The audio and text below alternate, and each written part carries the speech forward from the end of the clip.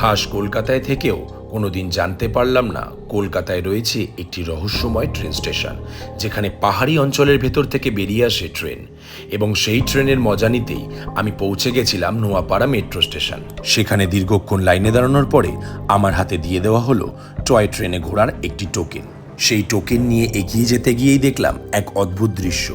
দীর্ঘদিন ধরে ডানার ব্যবহার না করার ফলে এখানে পায়রা আকাশে উড়তে পারে না, রাস্তায় হেঁটে বেড়ায়।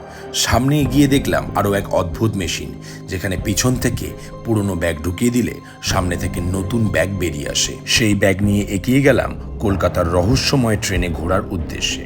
মেশিনে টোকেন ঠেকানোর ফলেই মেশিনটি খুলে গেল এবং আমাদের চলমান সিঁড়ি করে নিয়ে গেল পাহাড়ের একদম ওপরে। এখানে সে একটি অদ্ভুত দৃশ্য দেখলাম। মহিলা বা প্রবীণ নাগরিক না হলে আপনি এখানে বসতে পারবেন না। দীর্ঘক্ষণ অপেক্ষা করার পরে ফাইনালি এসে পৌঁছে গেল আমাদের সেই রহস্যময়